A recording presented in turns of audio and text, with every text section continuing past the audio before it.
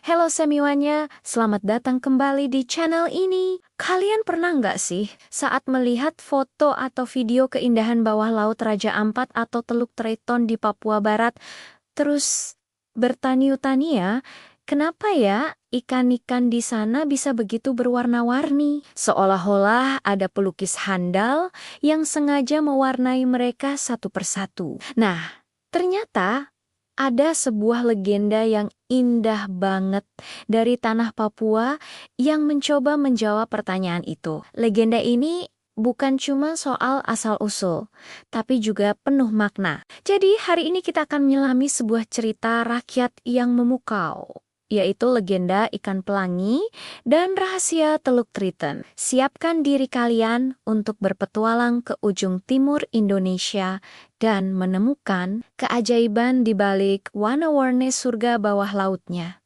Yuk, kita mulai ceritanya. Jauh di masa lalu, di pesisir Kaimana, Papua Barat, hiduplah seorang pemuda yang luar biasa bernama Kowi. Kowi ini bukan pemuda biasa. Sehari-hari, ia memang seorang nelayan yang tangguh, mencari ikan untuk menyambung hidup bersama keluarganya. Namun, di dalam hatinya, Kowi adalah seorang seniman sejati. Dia punya bakat melukis yang sangat hebat. Tapi uniknya, Kowi tidak melukis di atas kanvas atau kain seperti pelukis pada umumnya.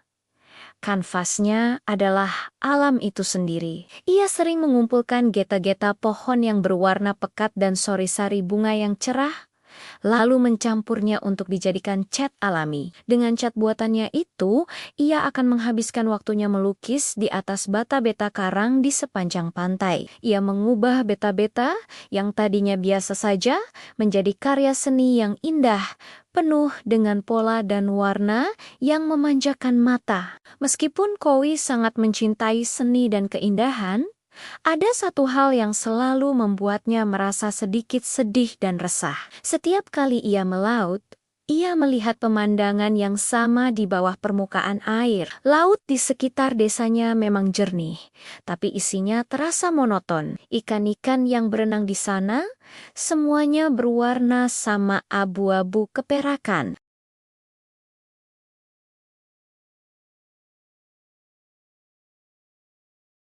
Kowi sering bergumam dalam hati. Ah, andai saja aku bisa memberikan sedikit warna pada teman-temanku di bawah laut ini, pasti dunia mereka akan jauh lebih menyenangkan. Ia membayangkan ikan-ikan itu berenang dengan warna-warni cerah, seperti bangga-bangga di daratan atau seperti pelangi yang kadang muncul setelah hujan.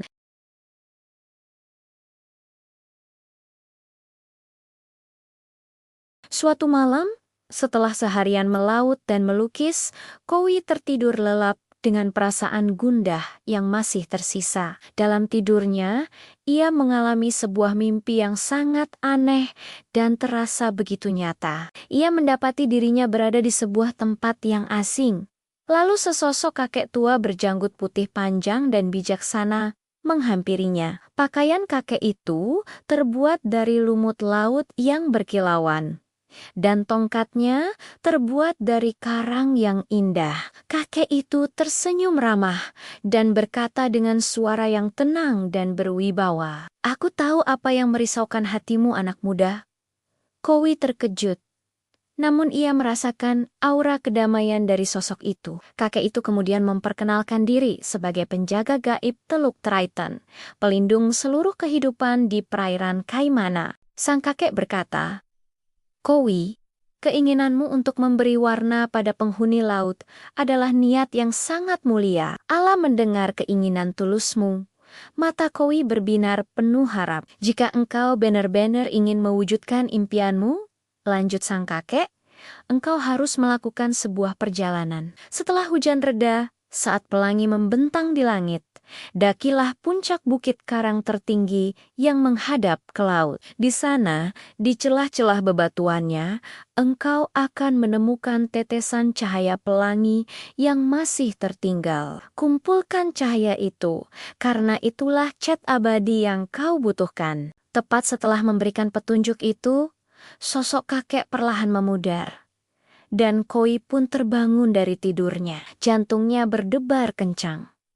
Mimpi itu terasa begitu nyata. Tanpa ragu sedikit pun, Koi bertekad untuk mengikuti petunjuk dari sang penjaga teluk. Ia segera bangkit dan menyiapkan perbekalan, termasuk sebuah tempurung kelapa yang sudah ia bersihkan untuk dijadikan wadah cat istimewanya nanti. Keesokan harinya, seolah semesta mendukung niat Koi, hujan deras turun membasahi bumi Kaimana.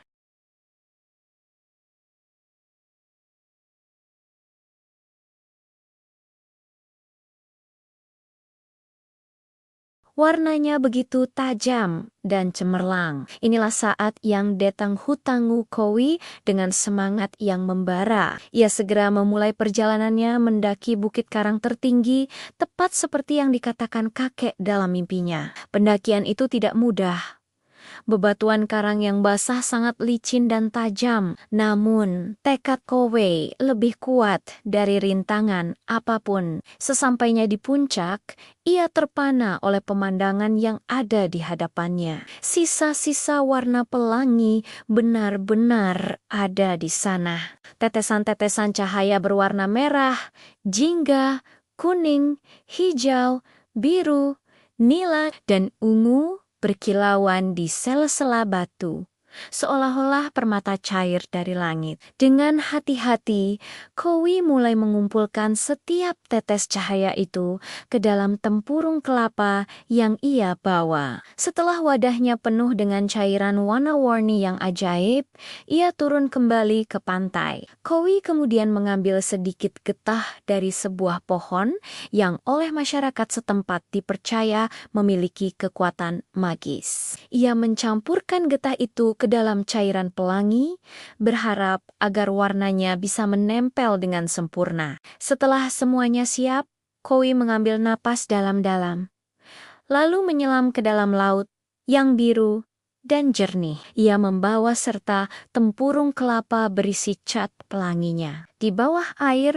dunia terasa hening dan damai. Koi berenang perlahan menuju gerombolan ikan berwarna abu-abu yang sedang bermain di antara terumbu karang. Awalnya, ikan-ikan itu sedikit takut dan menjauh saat Koi mendekat. Namun, mereka sepertinya merasakan aura kebaikan dan ketenangan dari pemuda itu. Rasa penasaran akhirnya mengalahkan rasa takut mereka. Satu persatu, ikan-ikan kecil mulai berenang mendekati Koi, seolah bertanya-tanya apa yang ia bawa. Dengan gerakan yang sangat lembut dan penuh kasih sayang, Koi mulai melukis. Ia menyentuhkan ujung jarinya yang sudah dicelupkan ke dalam cat pelangi ke sisik seekor ikan. Seketika, warna kuning cerah seperti matahari pagi menempel di tubuh ikan itu. Ikan lain mendekat, dan Koi memberinya sentuhan warna biru elektrik yang menyala. Lalu, ada yang ia beri warna merah menyala seperti bunga kembang sepatu,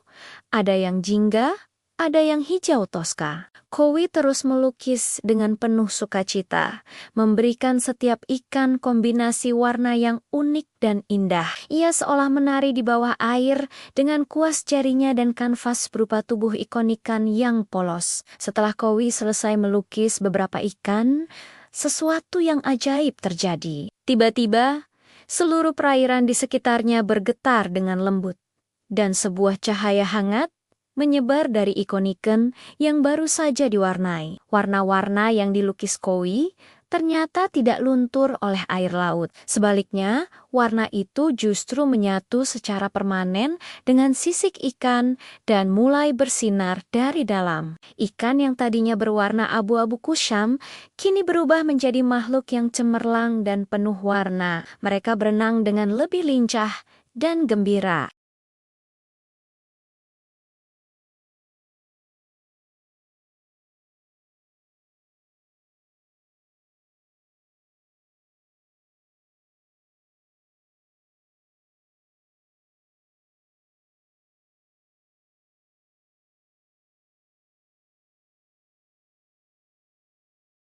Kowi yang menyaksikan semua itu dari bawah air merasa sangat terharu dan bahagia. Impiannya telah menjadi kenyataan. Sejak saat itulah, menurut legenda, perairan di Papua Barat, khususnya di kawasan Teluk Triton dan Raja Ampat, dipenuhi oleh ikon-ikon yang berwarna-warni luar biasa. Ikan-ikan ini, yang kita kenal sekarang sebagai butterfly fish, angelfish, clownfish, dan ratusan jenis lainnya, adalah keturunan dari ikon-ikon yang pertama kali dilukis oleh Kowi.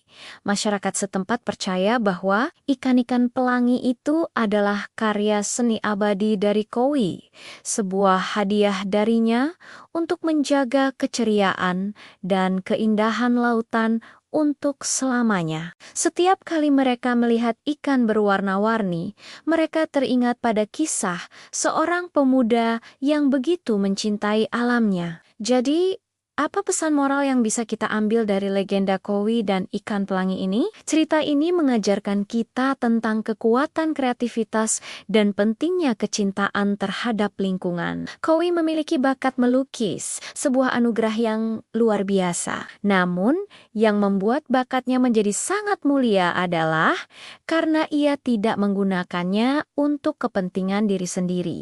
Ia menggunakan kemampuannya untuk memperindah dunia di sekitarnya, untuk memberikan kebahagiaan bagi makhluk lain, bahkan bagi ikan-ikan di lautan. Ini adalah pengingat bagi kita semua, bahwa apapun bakat atau kemampuan yang kita miliki, entah itu seni, sains, atau komunikasi, nilai terbesarnya akan muncul ketika kita menggunakannya untuk memberikan dampak positif bagi lingkungan dan sesama. Kisah Kowi menginspirasi kita untuk menjadi penjaga keindahan alam, sama seperti dirinya yang menjadi pelukis abadi bagi surga bawah laut Indonesia. Nah, itulah tadi kisah legenda ikan pelangi dari Papua Barat. Indah sekali bukan? Legenda seperti ini bukan hanya sekadar dongeng pengantar tidur, tapi juga cerminan dari bagaimana masyarakat lokal memandang dan menghargai alam mereka. Semoga cerita ini bisa menambah wawasan dan kecintaan kita pada kekayaan budaya dan alam Indonesia. Jangan lupa untuk menjaga kelestarian laut kita, agar karya seni Kowi ini bisa terus dinikmati oleh generasi-generasi mendatang. Terima kasih banyak sudah menonton video ini sampai selesai. Kalau kalian suka dengan sarita-sarita seperti ini, jangan lupa untuk tekan tombol like, berikan komentar di bawah tentang legenda apa lagi yang ingin kalian dengar. Dan yang paling penting, subscribe channel ini agar tidak ketinggalan video-video menarik lainnya.